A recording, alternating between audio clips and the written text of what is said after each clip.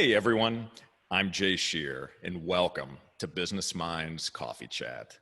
The goal of this show is to share insights, help to lift and inspire others, and deliver practical, meaningful, and actionable content. Do you ever feel stuck and not sure how to move forward? Are you interested in reaching new heights in your career and relationships, discovering strengths you didn't know you had, being more fulfilled, and feeling more empowered? Our guest today helps people break the patterns that have been holding them back. She's a certified intuitive life coach and consultant who knows firsthand that we are all one choice away from changing our life. In addition to running her own coaching business, she's a medical office manager in a private speech language pathology practice where she's been instrumental in providing mental health and life coaching to the caregivers of the patients. Please welcome the owner and force behind Cloud9 Life Coaching, Michele Ogston. Michele, great to see you. Great to see you, Jay. That was a great introduction. I'm humbled. Thank you. It's wonderful to be here. Well, fantastic. Well, I am greatly looking forward to this conversation, and thank you for being here. Absolutely. So why don't we start with what a life coach does and the specific areas in which you help your clients? Okay. So a life coach really starts from the present. So from right now, and we move forward. And I think it's really important for people to know that because a lot of people ask me, what's the difference between a life coach and, let's say, a therapist? And a therapist really takes somebody who needs to really work on their past. We have childhood issues. We have trauma that needs to be addressed in a more deeper, sort of deep-rooted level. And a life coach really takes from right here, right now, and starts to build forward. So a lot of times life coaches and therapists will work in tandem where they're really working on the past and we're really working towards the future. And we really sort of go from there, really build out. So you meet the clients where they are and then Right. move from this point forward. Right. Yeah. We just try to build something from here. I think, I know you had Robin Owens on your chat a few weeks ago, and her and I work a lot with the same type of thing, which is building purpose and how do we find that? And that's really about what kind of future you want to have. What kind of meaning do you want to have in your life so that when you wake up every morning, you do feel like this is my purpose. This is where I'm going towards. Makes sense. And what are the specific areas that you focus on in your practice?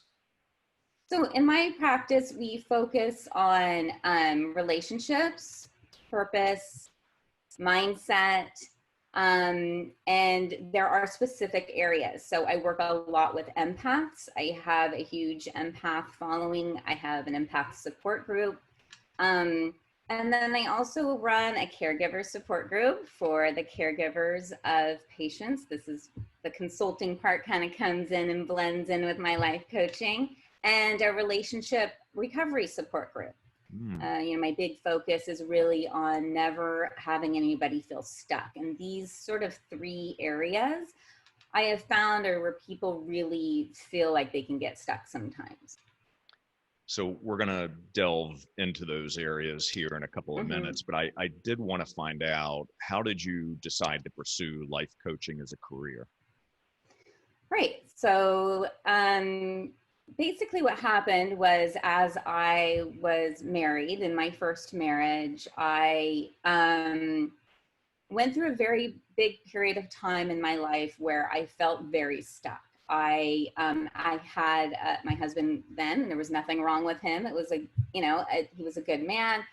And I felt a lot of guilt and shame for not being satisfied with what I had at that moment. I had two healthy children.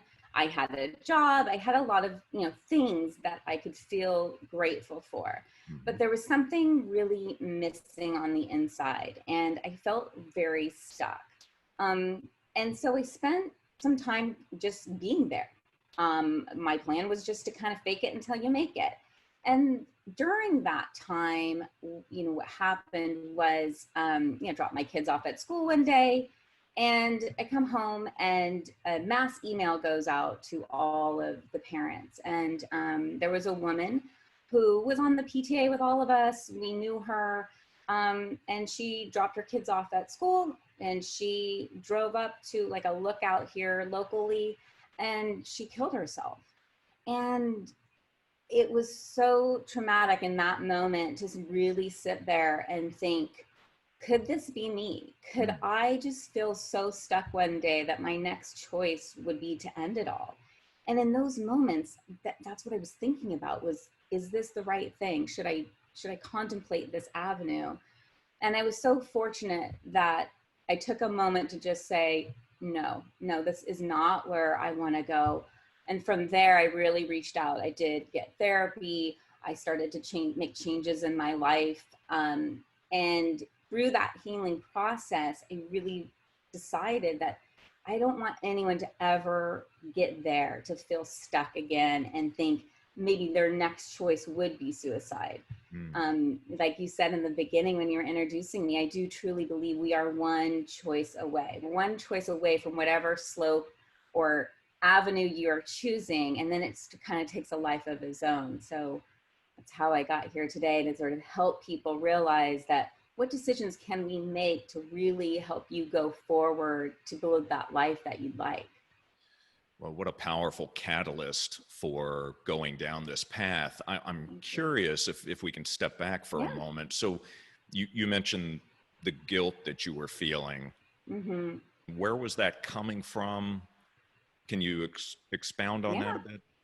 Oh, of course. So for me, it was that I had really wanted to be married my whole life. I wanted to be a mom. I mean, this was my dream. This is what I wanted, was this a marriage and children. And I had already come from an abusive relationship prior. And so I felt like, oh, this is great. I'm not being abused. My husband doesn't cheat on me. Um, and I felt guilty for them not being happy with that. Like I felt like, oh, I should be happy because he's not beating me. He's not having an affair. I just felt like there was so much guilt with that. I felt like, why am I not happy?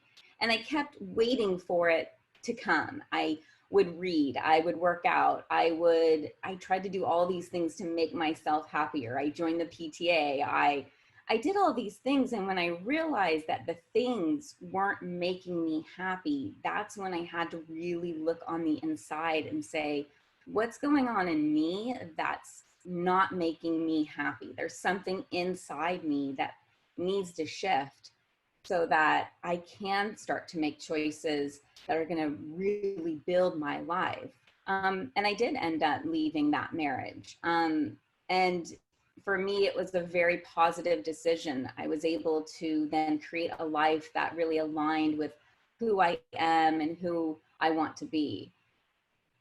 I see. So I had a celebrity happiness coach on the show not that long ago. As a matter of fact, I believe you and I spoke about Yes. him, Robert Mack, in a Mm-hmm. book that he wrote, which is called Happiness from the Inside Out. It's Yes. a very powerful book, but it's interesting because as I'm listening to your story, there are pieces of that just tie right back to the title of that book, that the happiness itself comes from inside. So Yes. many times we're looking for external validation or external things that Mm-hmm. we think are going to make us happy, but we find out once we have them that that's not necessarily where the happiness is coming from. As a matter of fact, it's usually not where the happiness is coming from.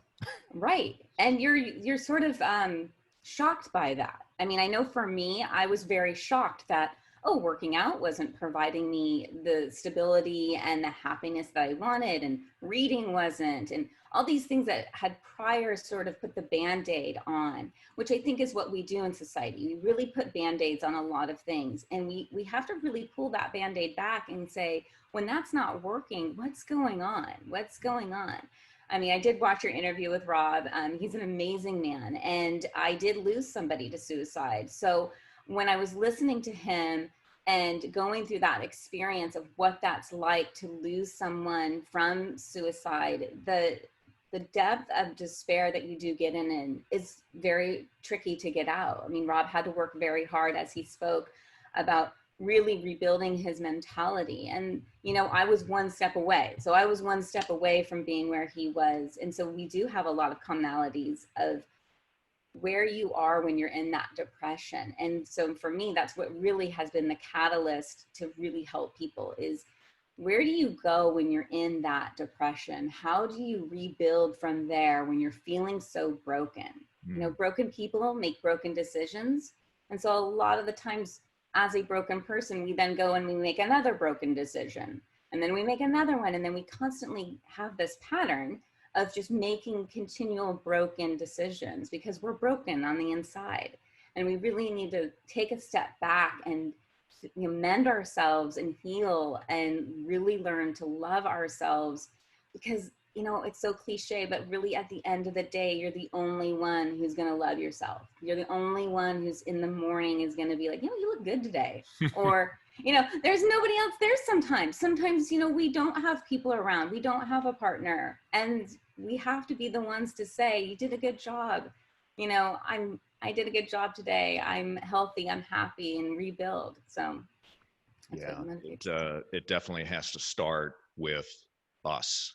Right. Yeah, that's really interesting. You know, and I love how you mentioned Robin as an example, and that Mm-hmm. you collaborate and work with others because you meet your clients where they are right now. But Mm-hmm. as an example, in your case, some of the things that you experienced and the guilt and that feeling when you were sitting there one day in your car, you know, thinking about what this other person's life choice was to take their life, that takes some deep work to work through those challenges and be able to Mm-hmm. turn the story around. Yeah, I truly believe in community and collaboration. I believe I'm always learning. So when I listen to people like Robin or like Rob, it really is inspiring. And what I find is then it gives me another tool to have when somebody sits down with me. So if I have someone who comes in who needs to know maybe leadership purpose, then I really can reach out to Robin and say, you know, here, what's going through this. I am going to be taking her course coming up here. I think it starts next week. And I believe we're always learning. We're always sort of tweaking things and going, you know, going forward. So you want to have a lot of things in your tool belt because you never really know what you're going to need to grab from at any moment, really. Yeah, well, that is so true. Well, look, we're always changing. So the hope is that we're always building new skill sets and that we're always Right. learning and growing. Mm-hmm. Yeah. Yeah. So, what are the benefits of incorporating life coaching into a business? So for a business, life coaching adds such a deep dynamic, and it can be. I'm specifically with medical, but you can really apply this into many fields. They have actually blended life coaching and mindfulness is a big thing in business right now, because what they have found is that when you take either two aspects, the people that you work with, so your employees or your leaders in your business, and you teach them mindfulness practices and you teach them leadership skills through life coaching, they are then able to relate to your employees in a way that has not usually been presented in traditional business. Mm. It reduces anxiety, depression, your workload time, um, and your focus and your attention and your creativity all are risen from bringing life coaching and mindfulness into a practice or into sort of the leadership portion of a business.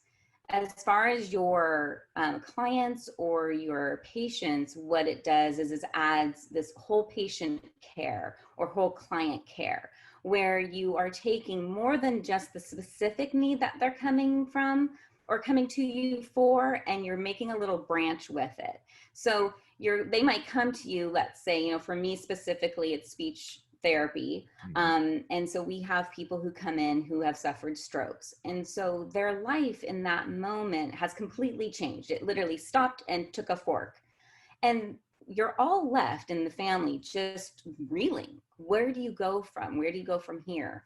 And what we found was when we had patients come in and we would take them into the office and they would do speech therapy, their caregivers were left just sitting out in the waiting room crying or um, not really doing much, just kind of sitting in a blank stare or being very upset.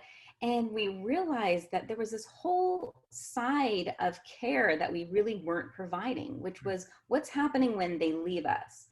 So maybe we're fixing the patient or we're working with the patient, but then they come home and there's not a lot of tools for the caregivers. And how are they feeling? They're scared. They've just lost their loved one in the state that they know. A lot of times they can't communicate anymore. Right. And so we blended this aspect in to really provide this whole patient care. So not only is the patient or a client being served, but so is their family members. So when they go home, they have that support that they need to really rehabilitate or make changes that they would have had a longer time doing because they don't really have that support when the life coaching isn't being provided. Wow, that is really powerful. How long have you been incorporating that into the speech therapy practice? We just started in February, so sort of right when coronavirus hit, which probably was a perfect time. Who knew? Right. Right. um, we really started in February, where we have, for us specifically, we have a group. It's a speech therapy group. It's a social group, so they can practice their speech in a very safe environment because everybody is struggling with speech. And we took the caregivers from all of those patients and we made a caregiver support group. And so we would meet every week where they talk about how they're feeling, if they're angry, if they're sad, if they're scared. Sometimes, a lot of times, the secondary condition from a stroke is a seizure. So some people will have seizures. And what are they dealing with? And the camaraderie they get from each other is amazing, to not feel like they're alone. So a lot of times what happens is people feel socially isolated because then they can't be in a social situation anymore like they thought they could. They're normally, hanging out with their friends and talking, and now they can't. They have, their partner can't speak or doesn't understand. They might have some cognitive issues. And so we talk a lot about, what is life like now? And they feel a lot of support with each other. And then we give little tools on what to do if, or what's happening now. And we sort of go forward each week and bring in a new topic and let everybody sort of explore it and see how they feel. Wow, that's beautiful. And have you been able Yeah. to assess any of the results up to this point? Small results, because again, it started in February. Mhm. So we went from, and this clientele does not like to use Zoom as much. So that has been very challenging to get everybody together still in the same capacity that we were.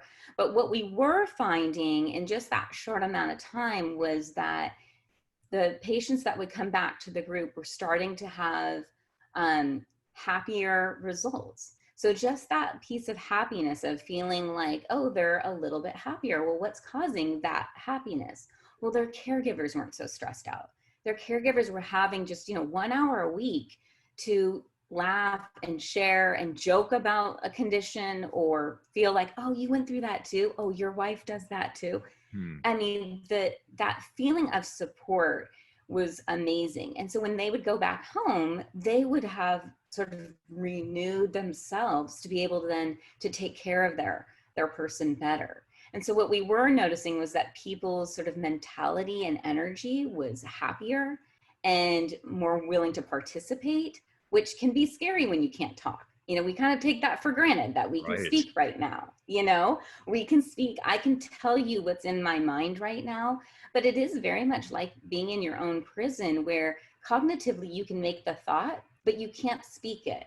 And that is very challenging. I mean, we can all imagine how that would feel to be sort of trapped in your body. Hmm. And so they were willing to participate more, which is amazing because the more you practice speech, the better you get at it. So it really did, just in this short amount of time, start to have some positive effects just on things like morale, happiness, participation.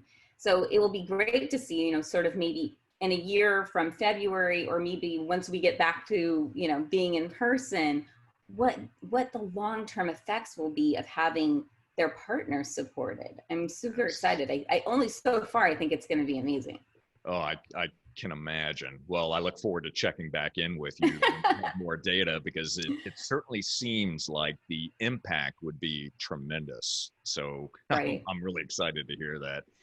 I know. So you mentioned toward the beginning of the conversation about another group that you founded or that you're involved in, and that's dealing with empaths. Mm-hmm. So educate me on that, if you will. So tell Okay. me, what is an empath, and tell me a little Okay. bit about that group. Okay, so empaths, these are my people. Um, Empaths are people who feel everything. So it's not just about being empathetic. They are very empathetic people, but really it's about they can actually feel what you're feeling. So when they're in a crowd, they can really feel everybody's energy. Or they're sitting and having coffee with somebody, they can actually feel everything that somebody is feeling. They have specific triggers, either emotional triggers or physical triggers. So a lot of triggers would be like crowds, planes, um, loud noises are hard for empaths. um, and they usually attract certain types of people because they are very caring people. They attract a lot of people who have drama, Yeah. or narcissists, and so they have to be very careful about who they spend time with. They Mm. have to really know how to recharge. They need more downtime than the average person. So it's important for empaths to really have a set of their own tools in their tool belt to know when to recharge and then how to do that. Um, so I run the support group. I do have a Facebook group, the Empath Support Group, where it's all free and whatnot, and people collaborate. And then I run a support group once a month that meets on Tuesday nights. Next Tuesday will be the next one, and we talk about all sorts of subjects. So really, it ranges from anything to, what are your boundaries? What is it like to love an empath or to be loved by an empath? This coming week, we're going to be talking about how the moon cycles affect you. Mm. So we sort of divulge into all sort of topics. A lot of empaths are also highly sensitive people. That's, or HSP, sometimes see that float around when you talk about empaths. Um, and so the difference between those two is that empaths are always usually highly sensitive people, but not highly sensitive people are always empaths. But a lot of them sometimes go together. So we really work together on how do you go through life, because it's a little bit different because you are so stimulated all the time. So give me an example of a feeling that you would typically receive from someone. So if you're out and about, Target or anywhere, do you Mm-hmm. just automatically sense the feeling? Walk me through that just so I can try to Yeah. get a sense of what that's like. No, that's a great question. Um, it really, so if you are an empath who does not have any boundaries and you're just walking through life, Mhm. it can be that. It can be that, let's just say you're in Target and you're walking around and you happen to pass by somebody, and maybe you just automatically start to pick up on, like, oh, that person is really sad right now. Oh, and you take on their feelings. And then so what happens is you leave the store and you feel very drained and you feel sad, and you're like, God, why do I feel so sad right now? I don't understand. I'm not sad. I have nothing to be sad over. Why am I sad? And so you carry that energy with you. And it takes time and tools to learn how to go through a store and not put up some sort of barriers and not pick up on everybody's energy, because it is very draining. As you can imagine, if you go down aisle A and you pick up on someone sad, and then you go down aisle B and somebody's mad, and then aisle C somebody's happy, and you were going through this range of emotions Hmm. that really aren't your own. And so one of the number one things empaths have to learn is this my is this my feeling? Is this my own feeling, or is this somebody else's? Wow. And that is one of the biggest things to learn, is to be able to differentiate between these are my feelings, not somebody else's. That is really interesting. So, how long does it typically take once you remove yourself from a situation or from being around someone for those feelings to dissipate? And you must be using the different tools in your toolbox to help in that regard. But is it an hour? Is it 5 minutes?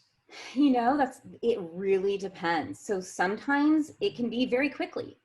Grounding or earthing, what it's also referred to as where you take your shoes off and you go walk around in grass, is one of the biggest tools empaths could use to sort of instantly recharge. Hmm. And that is because they are very connected to the universe. They're very connected to earth. Water, so listening to water, if you have like a playlist or Pandora or anything that you can turn on, a meditation. The three tricks that I usually tell people are: choose something from your senses. So pick something that you can see, something you can smell, one of them. Just choose one sense and really mindfully practice that. Think about for 1 minute. So you can do this 3 minute sort of reset trick. You spend 1 minute sort of really focusing on your senses and what are you smelling? What are you seeing? What are you hearing? 1 minute. Then the next minute you choose something. So choose one thing that you really mindfully practice. It can be anything. It can be a cup of water and you just mindfully really think about that water. Just 1 minute as you're breathing through this. And then the third one, which is the one that sort of like really grounds you, is to pick someone. And this can be anybody. It can be somebody who's already passed. It can be a pet. It can be a child that you really love and feel so much gratitude for. And you spend 1 minute really thinking about them and what that's like and how much you love them. And then in return, what do they give you? And feel that love coming back to you. And it really grounds you. So for a 3 minute sort of like recharge, those are some quick things to do. I know certain people, like I have one person in my group, she's a 911 dispatcher. Okay. And she's an empath, and she says for the most part, she is very good, but there are times where she's had really hard calls that stay with her longer than just 3 minutes. And you do then really have to take some time. You have to take alone time and recharge, because it can really affect you. Is it something that you're born with? Is it something you discover over time? Usually you're born with it. Hmm. A lot of people, I mean, empath is kind of a new-ish term in the sense, like a lot of people don't really know what an empath is. And a lot of times empaths go through their whole life just feeling like they're too sensitive. So I they see. feel a little alienated. They're like, oh, I'm just too sensitive. Or people will tell them, oh, you're just really sensitive. But really, I mean, yes, they are sensitive, but they actually, especially like for highly sensitive people, their neurons in their brain actually pick up more than just the average person. So it is a scientific thing where if you put the little, neurons on your head and like looked inside, you would see that they're more charged. So you are born with it, but typically you don't really know unless you're kind of getting older or you have a parent who's an empath that knows. So what I'm finding is that a lot of people right now, sort of at this age, or maybe sort of 20 and above, are really like, oh my God, I am an empath. This is me. I relate to this. This is what happens to me. And then you can really, like I was saying, use some tools more so that you aren't feeling so drained all the time. Because that is part of it, is you feel just drained. You feel tired all the time. I can only imagine. We need a lot of alone time. Recharge. Well, so let's switch gears for a moment, Okay. and I would be interested to find out from you how mindset plays a role in your life and the work that you do. Yes, I'm huge on mindset. So mindfulness and mindset, they're like intertwined for me at least. And for me, meditation. So meditation saves saves my life. I am a huge proponent of advocate maybe of meditation. I am a mindfulness and meditation teacher. And so for me, mindset is everything. If I don't have the right mindset, I'm really not going to accomplish anything that I've set out. I mean, it can be something simple. If I'm thinking like, oh, I'm too tired, I don't want to do this, then I'm not going to do my work, or I'm not going to do it well, or I won't be focused. But if I really get up with and set the intention of, I'm going to do really well today, even though I'm tired, I'm going to do well today. And so mindset really is like this little trigger to like set the intention then for what you want. And then however you practice it, whether you're journaling or you do meditation, you incorporate that. And it really just enables you to align yourself with what you're really wanting to accomplish or be or do. So give me something tactical that you would use. So you mentioned about intention setting. So what Mm-hmm. specifically would you do to change your state? So let's say, as an example, you have something, a significant goal that you're going to work on today, and it's going to take a fair amount of your mental energy, mental clarity. And let's say you are typically strongest in the morning mentally, Mm-hmm. yet you wake up that morning and you are just drained from the night before, but you really do need to get this done. What steps would you take to change your state? It's so interesting that you said this because this was me yesterday. So I had only gotten 4 hours of sleep the night before. I was so exhausted when I woke up yesterday. I thought, how am I going to get through the day? And it was a busy day. I had five things that I had five meetings, and I had to create content for something. And I was so foggy. I could hardly form a thought. And so I did. I had to. First thing I did was I use mala beads to really set my intention for the day, so that I'm constantly reminded. So every time I see my mala beads, for me, this is a great tool.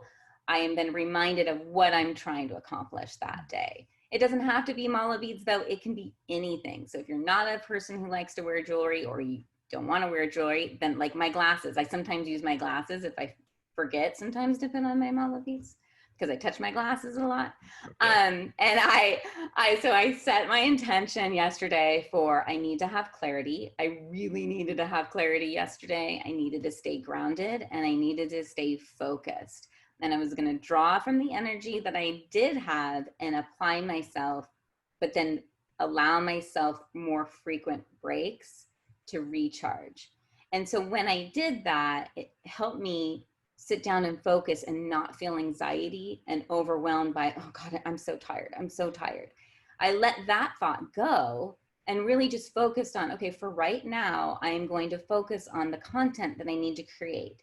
And I'm going to take a break, and I would set an alarm. I'm going to take a break in 2 hours. So then I would know, okay, in 2 hours, I'm going to have a break, and I can take a nap if I need to. I can have a snack. I can read for 15 minutes. I can have a little break.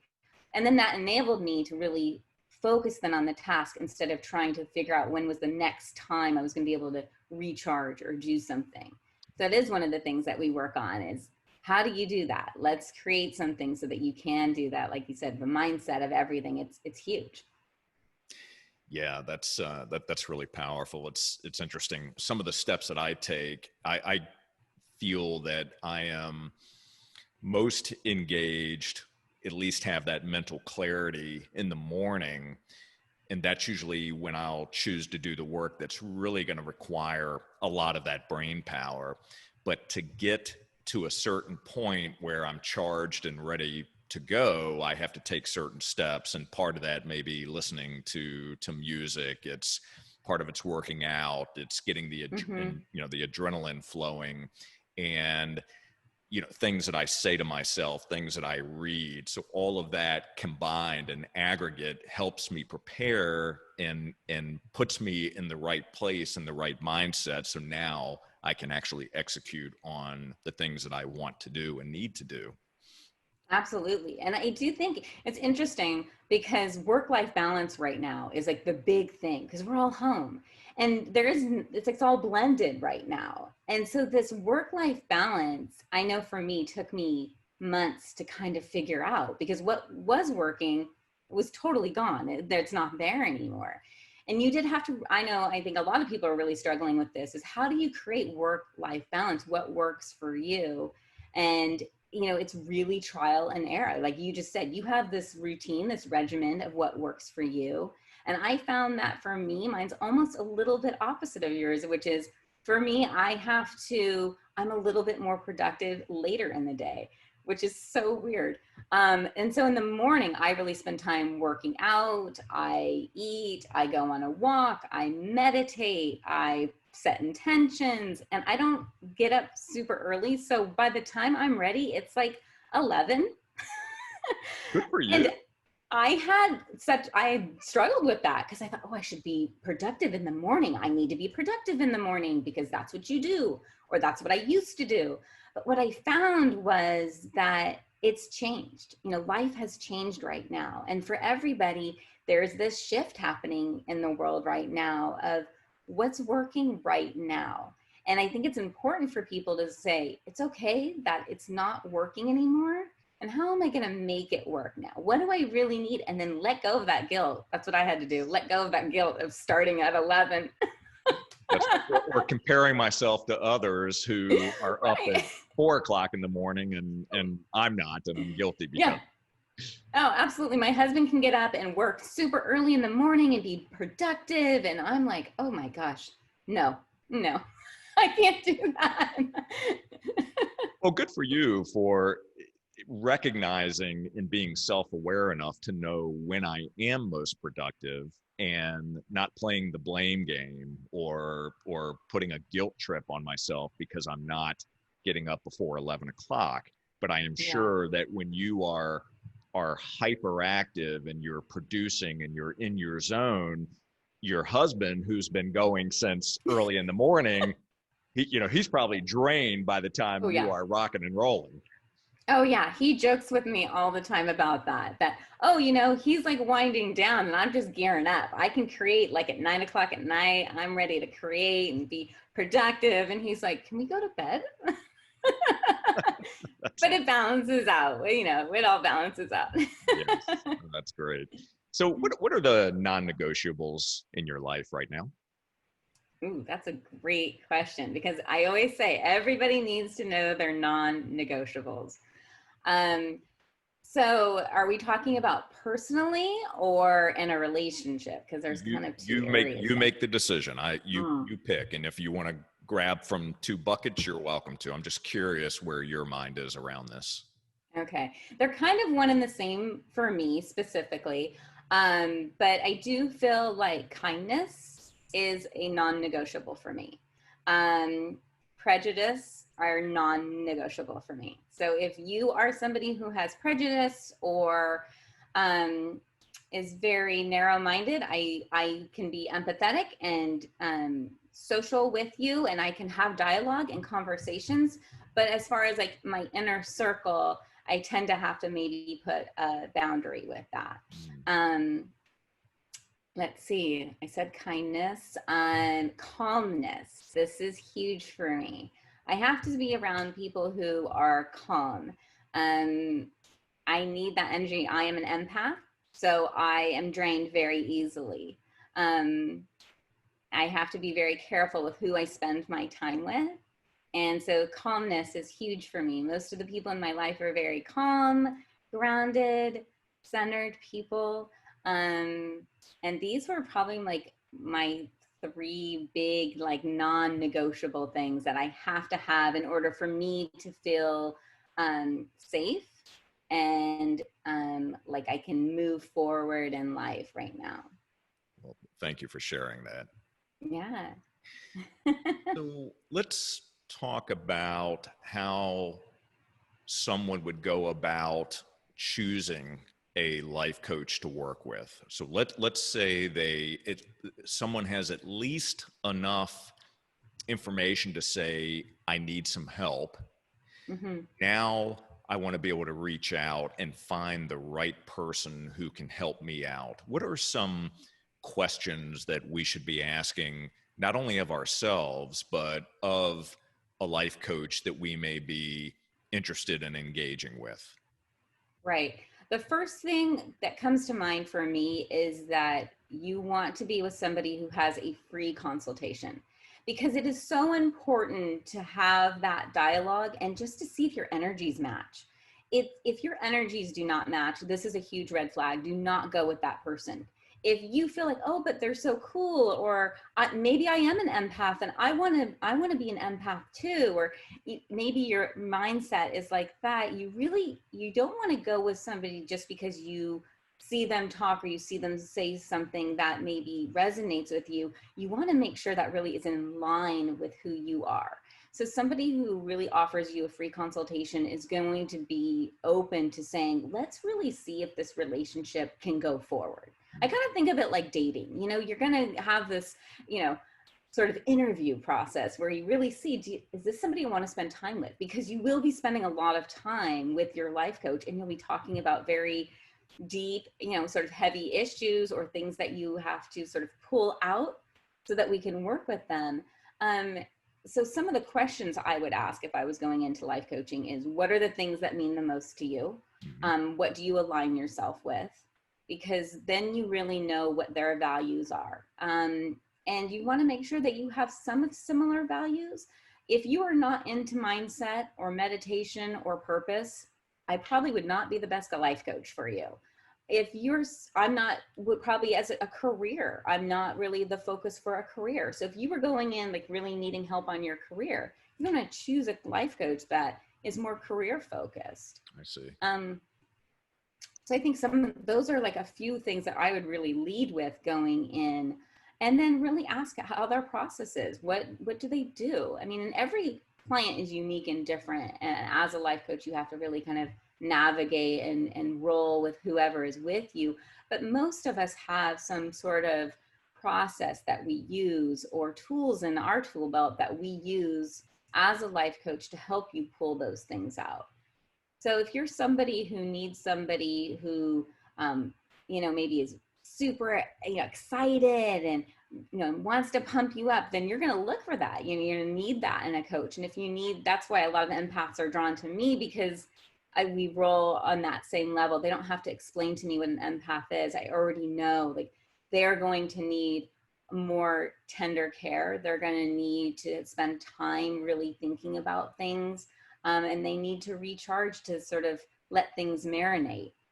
So I think you really want to choose somebody who aligns with really who you think that you are or you're striving to be. Perfect. Well, I thank you for sharing that. I appreciate Mm-hmm. it. And then to bolt onto that, if there are viewers that have an interest in pursuing a career as a life coach, what are some things that you've learned that you've had to kind of maneuver around and figured out that I wish I had known this early on? But what's some advice that you would give to others who might be interested in pursuing a career like yours? Right. So there is 1,000 life coaches out there. Anybody can be a life coach. Anybody can say, I'm a life coach. You don't have to have a certification to be a life coach. You can just wake up tomorrow and say you're a life coach. So you really want to be able to stand out in the crowd. You have to find something. If you don't want to do schooling, which I do highly suggest, I highly suggest becoming certified. It does help you stand out.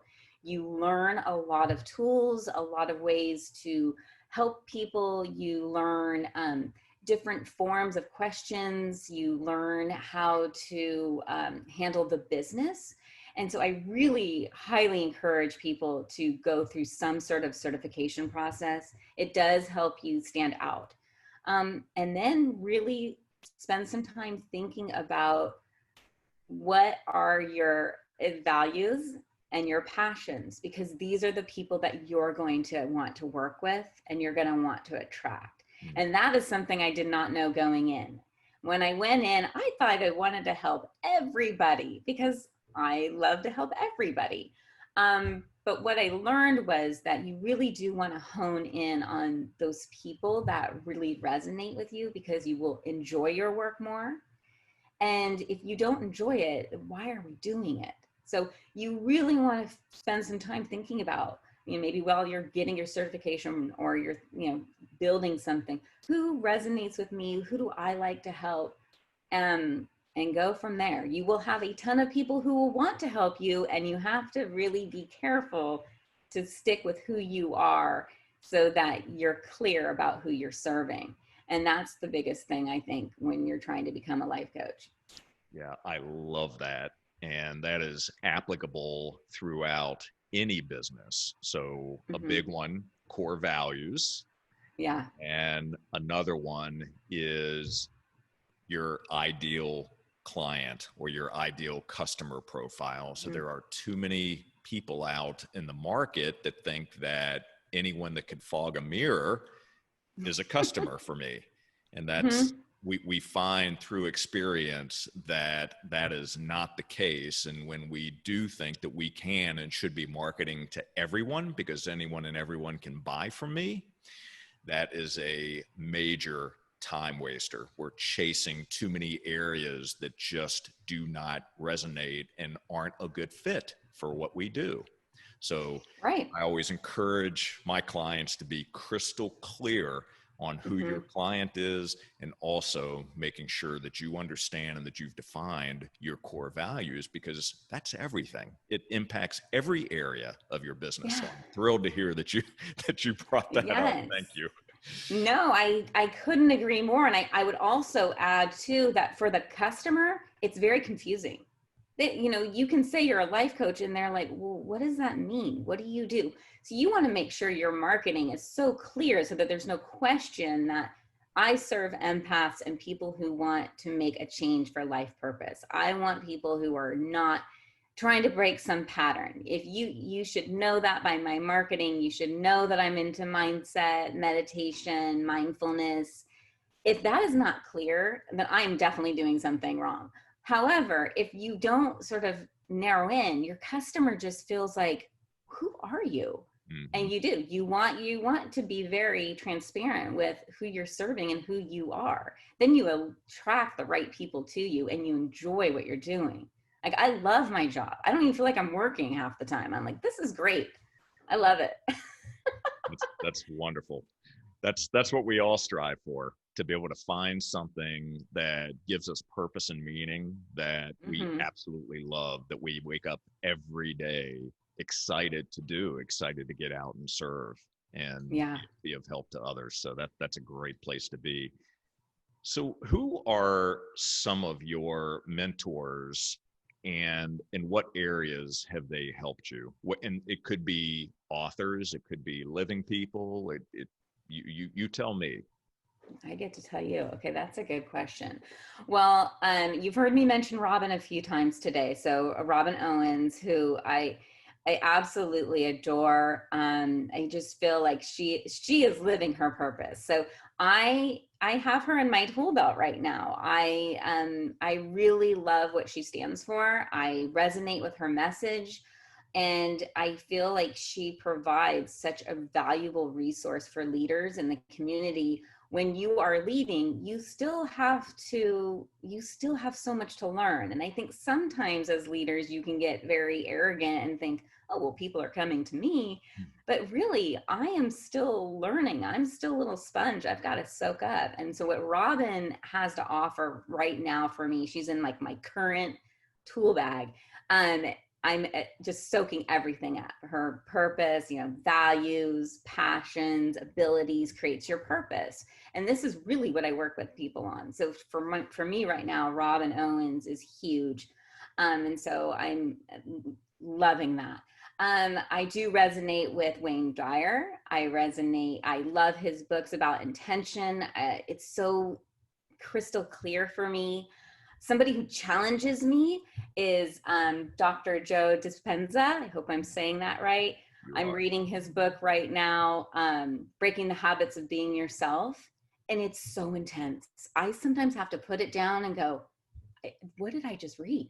It is so intense. So um, tell me what specifically challenges you. Is it that he's challenging your beliefs, or is it the way the book is written? I wouldn't say he's challenging my beliefs, but he makes maybe a little bit, because he makes me question, like, is that possible? So it's very scientific, this book. I don't know if you've read it or not. It's very scientific. So it's a lot of intellectual stimulation that goes in. So I really have to absorb. He's talking about neurons and, what's happening in your brain and the scientific components of what's happening. And so sometimes I have to sit down and think, what did he just say to me? Okay, let me think about that again. And then he does a lot of talking about creating the vision of you in the future. And to me, this is such an interesting concept of that you're building yourself in the future all the time. So every day you are putting energy towards a future version of yourself because it already exists in the future. And mind-blowing to me. So I have fantastic. right? I have to really think about it. And then, like, is that possible? Am I already in the future? But when you think about it, you kind of are, because that's what we're putting energy towards. That's right. Right? We're always creating energy towards something. So in a sense, and this is what he talks about, is that atoms and neurons are already going in that direction. So we're already creating ourselves. So we're already starting to exist because we're forming from these new energy atoms. It's very, told you, it's super scientific and out there, but it's fascinating. So I love his books. And then I love, like, on just a fun side, Jonathan Franzen. He is just a nonfiction writer, and I absolutely love his books. I love his books. I can eat them up. I love them. So that would be like a fun one. Good. Perfect. Well, thank you for sharing that. I do appreciate it. And yeah, I am sure that Robin will probably be listening to this at some point, and I would completely concur with you. She's an amazing person, and we had a great conversation, and I love the work that she's doing, and I'm so excited for the two of you that you're collaborating. So before I ask my final question to you, where can we all connect with you? okay, so you can connect me. I'm on all social media except for Twitter. I don't do Twitter for some reason, but I am on all social media under Cloud9 Life Coaching. I also have the empath group on Facebook right now, which seems to be like the big place right now to go. You can also visit my website, which is Cloud9, the number 9, Cloud9 Life Coaching .com. Or you can email me, Michele at cloud9lifecoaching.com. Perfect. And we will link to those in the show notes so everyone can reach you, learn more about you, and at least have a conversation and see if there's a good fit there. Yeah, exactly. That's all free. So, yeah. And I am going to ask a final question here, but what okay. message would you like to leave our viewers with? My big message really is you are never stuck. You are never truly stuck. You're one choice away from changing your whole life. And once that momentum builds, you keep creating from that one choice. So you're really just one choice away from creating a whole new life for yourself. So always remember that there's always one more choice. Fantastic. Mm-hmm. So here is my final question to you. Okay. Final question. What 1 to 2 lessons have you learned during the pandemic that you're applying or will be applying in your business? That is a really good question. One is one on a more personal level, which is to really be grateful for what you have in your business. And the other one would be being willing to change on a moment's notice. I think, I was lucky that I kind of started a lot of things when the pandemic was happening. So I had to really switch quickly from I thought it was going to look like this to now moving. I think we all had to do that. If you're not able to adapt or to change in anything, right? You can say this even with just life, you really do become stuck. And I don't want to become stuck. And then my one about being grateful or feeling gratitude is that I am very thankful for every client that I have. Every day when I'm meditating, I send out gratitude of just, I am so thankful for these people who entrust me to help them.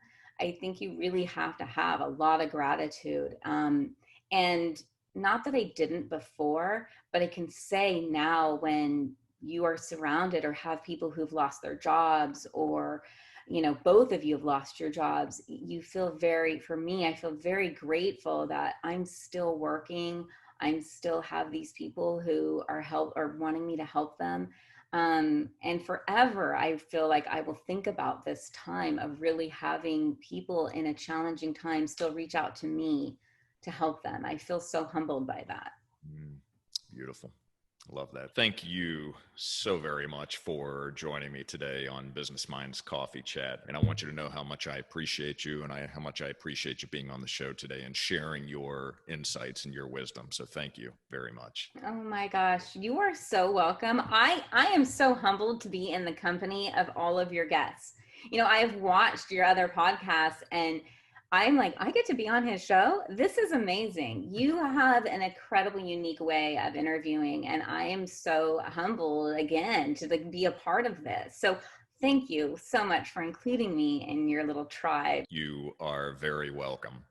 So, for the rest of you, thank you very much for watching. And if you found value in this episode, please like and share with your friends and be sure to subscribe to this channel. And until next time, stay healthy and optimistic, keep learning and growing. And remember that transformative change in your life and business always begins with you, and nothing happens until you take action. And we'll see you on the next episode of Business Minds Coffee Chat. Take care.